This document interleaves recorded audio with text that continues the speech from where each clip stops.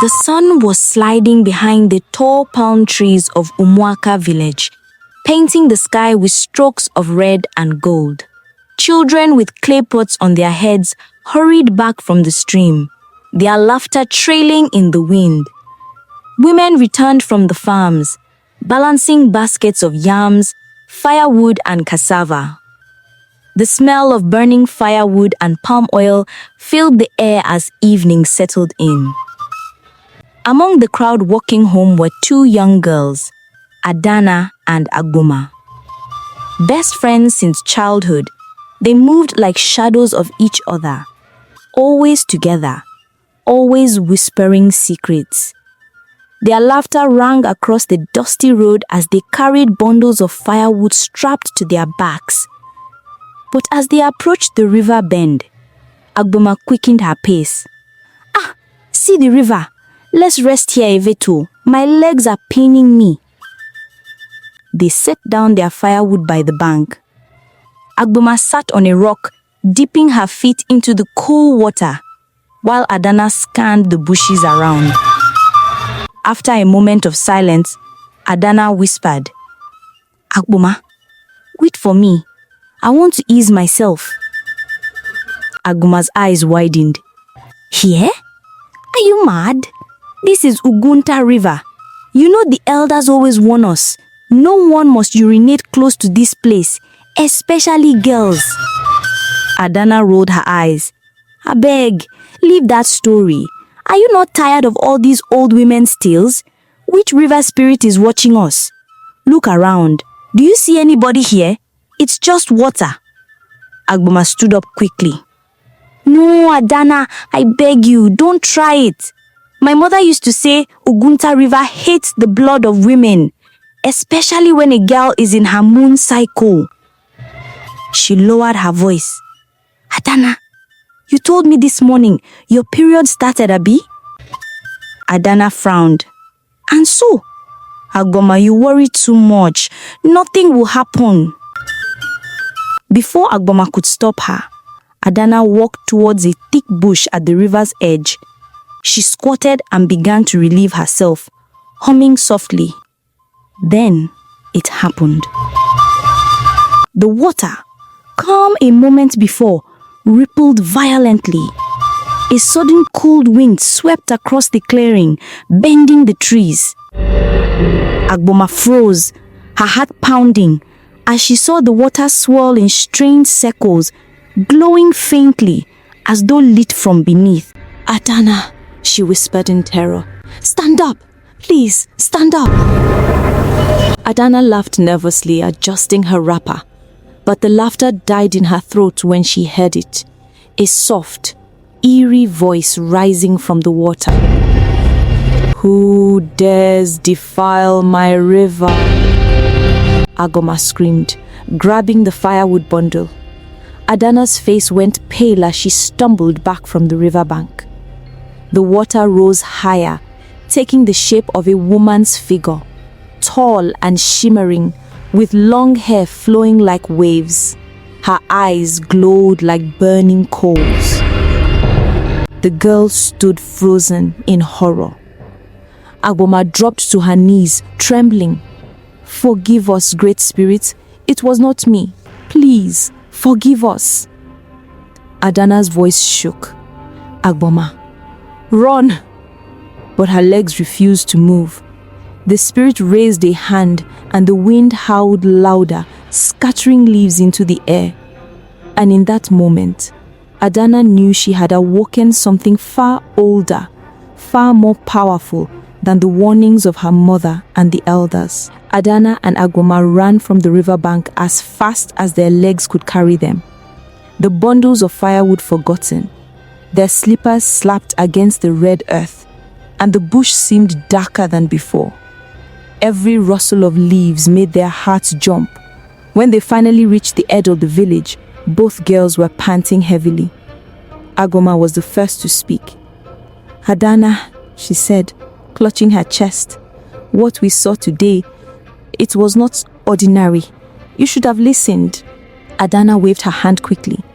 "Agboma, keep quiet. If anyone hears this, they will laugh at us. They will say we are telling children's tales. But, no buts, we will never speak of this again. Do you hear me? Adanna's voice was sharp, though her eyes betrayed her fear. Agboma swallowed her words. Deep down, she knew the spirit's voice was not a dream. That night, the village square was alive with music. Children ran about with lanterns, men gathered under the palm wine tree, and women prepared meals in large clay pots. But in one small compound near the edge of Umuaka, Mama Adanna noticed something unusual. Her daughter, who was always cheerful, sat quietly by the fire, staring into the flames. She barely touched her food. Adanna, Mama Adanna said softly, "Is everything all right?" Adanna forced a smile. "Yes, Mama. I am just tired from the bush." The woman nodded, but kept studying her daughter's face. She knew something was troubling the girl. That night, when the village lay asleep under the moonlight, Adanna had a dream. She found herself standing again at the riverbank. The water glowed faintly, and the same tall figure rose slowly from its depths. The spirit's eyes fixed on her, unblinking. "You have disrespected me," the voice said, soft yet heavy. "You will not find peace until the river is honored." Adanna woke up with a scream, her wrapper soaked in sweat. Agboma's words echoed in her mind. Ugwuta River hates the blood of women. The next day, whispers began to spread through the village. A farmer complained that his goats had gone missing overnight. A woman said her water pot cracked for no reason. And by evening, the sky grew strangely dark, though it was not time for rain. Agboma came running to Adanna's hut, her face pale. "Adanna," she whispered, "this is not ordinary. The spirit is angry. You must tell your mother the truth before it is too late." Adanna shook her head, her eyes filled with tears. "Agboma, I am afraid. What if they blame me for everything?" Agboma held her friend's hand. Sometimes, speaking the truth is the only way to find peace. At that moment, a loud drum beat echoed from the village square, the kind of beat used only to call the elders together. The whole village gathered, murmuring and restless. The oldest elder, Papa Okafor, stood in the center, his staff planted firmly on. The whole village gathered beneath the ancient Iroko tree. The air was heavy, filled with whispers and the crackle of burning torches. Even the crickets seemed to go silent as the elders waited for the arrival of the Dibia, the village oracle. Soon, a man dressed in white cloth, with beads around his neck, walked slowly into the circle. In his hand, he carried a small calabash filled with palm oil and kola nuts, and sat cross-legged before a bowl of chalk. Papa Okafor raised his staff. "Our oracle, the river is restless. Strange things have begun to happen. Tell us, what have we done to anger the spirits?" The Dibia nodded slowly. He placed the kola nuts on the ground, murmured some words, then cast them into the air. The nuts fell in a pattern only he could understand. He looked up, his eyes sharp. "The river has been defiled." A gasp ran through the crowd. Mothers clutched their children. Men exchanged uneasy glances. The Dibia's voice grew heavier. "A girl has brought impurity to the sacred waters. She has broken the boundaries set by our ancestors. Until she speaks the truth, calamity will not leave this land." All eyes turned around the gathering, searching faces in the torchlight. Adanna felt her chest tighten. Her palms were wet. She tried to look away, but it was too late. The Dibia's gaze had found her. "You," he said, pointing directly at her. The spirit of the river rests upon your head." The villagers erupted in shock. Murmurs filled the air. Some women covered their mouths. Others shook their heads in disbelief. Mama Adanna stepped forward, trembling. "My daughter, no, she is just a child. She would never." But Adanna could no longer hold it in. Tears spilled down her cheeks as she fell to her knees. "It is true. Agboma and I went to fetch firewood. I disrespected the river. I did not listen to the warnings." Gasps echoed again. The crowd grew restless. Some shouted angrily, while others begged for calm. The dibia raised his staff and silence fell. His eyes were firm.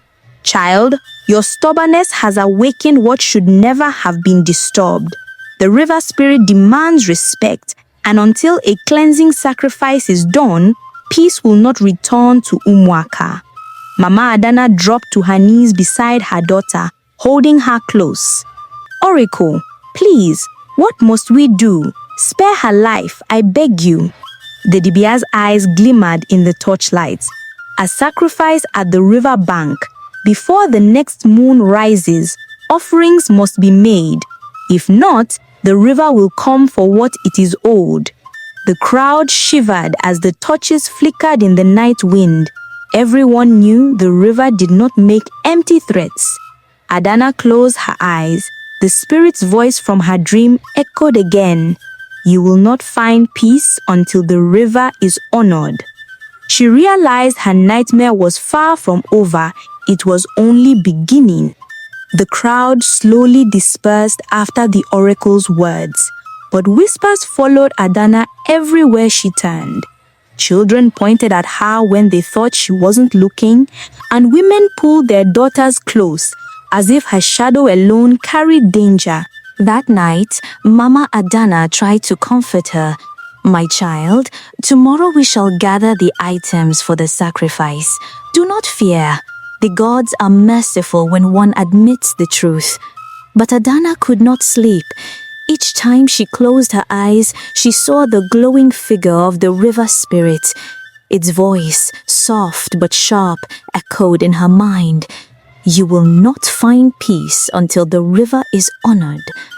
The next morning, strange things began to happen. At Mama Adanna's compound, the clay pot that held drinking water shattered on his own, spilling water across the floor. Chickens scattered wildly for no reason, their wings flapping as if chased by unseen hands. By afternoon, Adanna's younger brother fell suddenly ill. He shivered with fever, his small body restless. Mama Adanna wept as she fanned him, whispering prayers.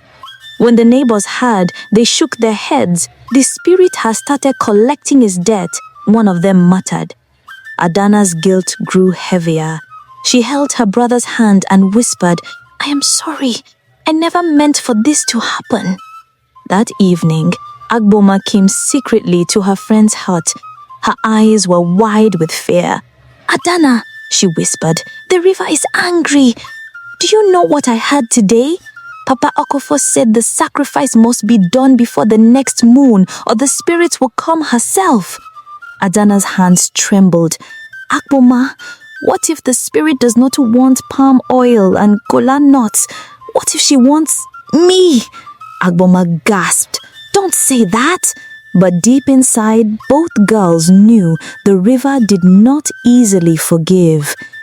Later that night, while the village slept, Adanna stepped outside. The moon was bright, casting long shadows across the red earth. She walked slowly toward the path leading to the river, as though something was pulling her feet. Halfway there, she heard it, soft footsteps behind her. She turned quickly, but no one was there. The trees swayed gently, though there was no wind. Then a voice whispered in the darkness, low and haunting, "Come to me." Adanna froze, her breath caught in her throat. From the corner of her eyes, she saw a faint glow moving through the trees, the same glow she had seen at the river. She dropped her lantern and ran back to her hut, her heart pounding so loudly she thought it would burst. When she entered, Mama Adanna was awake, sitting by the fire. Her mother looked sharply at her. "Adanna, where are you coming from?" Adanna burst into tears and fell into her mother's arms. "Mama, the spirit will not leave me. She calls me in my dreams. She calls me even when I am awake." Mama Adanna held her tightly, her face filled with fear. She knew the cleansing sacrifice might not be enough. The river spirit had marked her daughter, and once the river marks someone, it rarely lets go. That night, the whole village could not sleep. News of Adanna's confession had spread like wildfire. Mothers locked their doors tightly, fathers stayed awake by the fireside, and children hid under mats, whispering about the spirit of the river. Adanna lay on her bamboo bed, trembling. Her brother's cough echoed in the night like a drumbeat of doom. Mama Adanna sat by the corner, rubbing her son's back and chanting quiet prayers. Suddenly, boom! A strong wind slammed the roof of their hut. The fire went out instantly, leaving the room in darkness. The boy groaned in pain. Adanna sat up, heart racing. Then it came again, this time a sound no one could deny. From outside, near the river path, a voice rose, haunting and sharp, carried by the wind. "Adanna!" It wasn't the voice of a villager. It was watery, echoing like many voices speaking at once. Mama Adanna clutched her daughter's hand tightly. "Don't move," she whispered. "Stay inside." But the door creaked open on its own. The wind carried the smell of wet earth and river weeds into the room. Before Mama Adanna could stop her, Adanna's body stiffened. Her eyes widened and her lips began to tremble. Slowly, as though pulled by an unseen force, she stood up and started walking towards the open door. "Adanna, no!" Mama cried, holding her by the waist. But Adanna's strength was not her own anymore. Something was dragging her forward. The villagers, already awake, heard the cries and rushed out with their lanterns. Men, women, and children gathered, forming a frightened circle as Adanna walked barefoot, her white eyes glowing in the moonlight towards the river path. "Hold her!" one man shouted. But each person who tried to grab her felt a burning chill, like fire made of ice, forcing them to let go. The crowd followed in fear until they reached the river bank. The water was unusually high, churning violently, though there was no rain. Mist covered the surface, and out of it rose a glowing figure, a woman, tall and radiant, her skin shining like moonlight on water, her eyes deep and endless. It was the spirit. The villagers gasped and fell to their knees. "Adanna," the spirit's voice rolled like thunder. "You defiled my sacred ground. Your blood touched my water. Tonight, you belong to me." Adanna cried out, tears streaming down her face. "Please, forgive me. I was foolish. I didn't know. Spare me." But the spirit raised her hand and the water surged forward, lapping at Adanna's feet.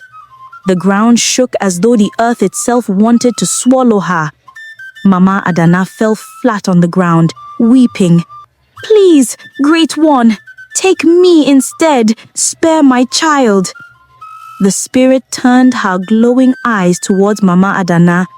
For a moment, the river grew silent. Then, slowly, the spirit lowered her hand. "Her life is bound to mine, but mercy can still be bought. If the sacrifice is not made before the next full moon, I will return for her." With that, the glowing figure dissolved into mist and the waters calmed. Adanna collapsed to the ground, unconscious. The villagers carried her back, their faces pale with fear. They now understood the spirit would not stop until her demand was met, and the countdown to the full moon had already begun. The village woke the next morning in silence. Even the birds seemed afraid to sing. Everyone whispered about the river spirit's warning, and eyes followed Adanna wherever she went. She sat in her mother's hut, pale and weak. Her brother's fever had worsened, and Mama Adanna wept quietly as she fanned him. Agboma sat by her friend's side, refusing to leave. By midday, the elders summoned the entire village to the square. The oldest elder, Nauzu, leaned on his staff and spoke with a heavy voice. The river has spoken. The child Adanna is marked. We must prepare the cleansing ritual before the full moon, or the spirit will take her life, and perhaps ours as well. A murmur swept through the crowd. Some nodded, others frowned. But will ordinary sacrifice satisfy her? This spirit is angry. We must do as the oracle says, Nauzu replied. Palm oil, kola nuts, goat and white cloth must be offered at the river's edge, and it must be done by those who were there that day. All eyes turned to Agboma. She shifted uncomfortably under their stares. Yes, the oracle said firmly. The friend who warned her must also stand before the river. Only then will the spirit see truth and balance. Agboma's mouth went dry. She looked at Adanna, who whispered, I am sorry. I dragged you into this. But Agboma shook her head. We are in it together. For 3 days, preparations began. Women wove fresh white cloth. Hunters caught a spotless goat. Palm oil and kola nuts were gathered. The entire village fasted, praying for mercy. On the night of the ritual, the moon was bright, round, and heavy in the sky. Drums echoed through the village as the people walked in a long line towards the river. Adanna and Agboma walked in the center, both dressed in white, their heads bowed. Behind them, Mama Adanna carried a calabash of palm oil, her face wet with tears. Elders carried the goat, its eyes wide with fear. When they reached the river bank, the air grew cold. The waters rippled, though the wind was still. Mist crept across the surface, and everyone knew the spirit was listening. Nauzu raised his staff. Great One of the river, accept this sacrifice and spare the child. We bring palm oil, kola nuts, white cloth, and a goat without blemish. Forgive her mistake, for she is but a child. He poured the palm oil into the water, then dropped the kola nuts. The goat was led forward, and its life was offered, its blood staining the earth. The villagers chanted, their voices trembling, Mercy, mercy, mercy. Suddenly, the water bubbled violently. From the depths, the glowing spirit rose again, taller and brighter than before. Her eyes swept across the villagers until they fixed on Adanna and Agboma. Adanna fell to her knees, shaking. Please, Great One, I have learned my lesson. I will never defile your water again. The spirit's voice was calm but sharp. Do you know why I am angry? The villagers shivered. Silence fell. The spirit continued. Blood is sacred. When it touches the river carelessly, it binds life to water. But worse than the act is the pride that follows. Had she confessed immediately, the river would have forgiven, but fear kept her silent, and silence feeds guilt. Adanna wept openly, bowing her head to the ground. I was afraid. Forgive me. The spirit raised her hand, the river calmed, the mist began to lift. But then, unexpectedly, she turned to Agboma. You, the faithful friend, you spoke truth. You warned her. Yet you stayed by her side even in danger. For your loyalty, the river blesses you." A soft glow surrounded Agboma, and the villagers gasped. Then the spirit turned back to Adanna. "Your life is spared. But know this, every step you take will remind you of the river's mercy. Live wisely, or next time there will be no forgiveness." With that, the glowing figure dissolved into the water, and the river grew still once more. The villagers erupted in relief, singing praises. Mama Adanna fell to her knees, crying with joy as she embraced her daughter. Agboma smiled faintly, though her body still trembled from the encounter. The cleansing was complete, but everyone knew the river's warning would live in the hearts of the people forever.